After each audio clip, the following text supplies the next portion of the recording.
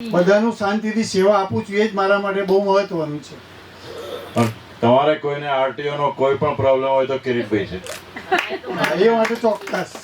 Combing નાઇટમાં તમારી ગાડી કોઈ ઉઠાવી ગઈ હોય, દંડ ભરવો હોય, બરાબર?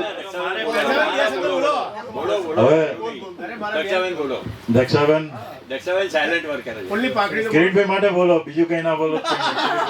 આપણા એમએલએ માટે. ના ના, કિરીટભાઈ માટે બોલો એટલે હરતું ફરતું એમએલઆર છે કિરીટભાઈ એટલે. નમસ્કાર બધાને.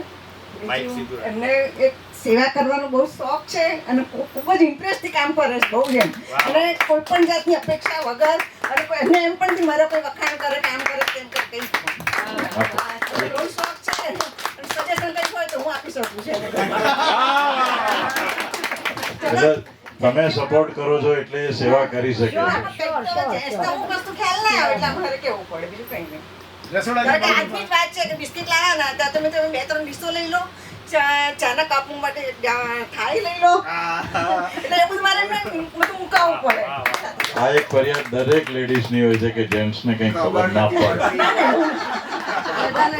ગમે તેવા પેલા જજ સાહેબ આપડા છે ને, એ એમ કે એની ઘરવાળી એને એમ કહી દે કે તમને ખબર ના પડે. જે સર્વ કરે તો એમાં ખ્યાલ ના આવે અમુક બાબત. Thank you. અને આ પ્રોગ્રામ બહુ સરસ ચાલે છે આપણો, અને હું પણ આમાંથી બહુ જ ખુશ છું. મને અહીંયા આગળ લાવનાર અમીબેન છે. અમે લોકો કંઈક ખ્યાલ જ નહોતો, પણ અમીનો એક વખત ફોન આવ્યો કે તમે બંને એક વખત આવો પ્રોગ્રામમાં, અને અમે અહીંયા આવ્યા અને ત્યાંથી ઇન્ટરેસ્ટ બહુ જાગ્યો અમને અને બહુ હેલ્પ કરે છે. હવે થેન્ક યુ. હવે આપણા સૌથી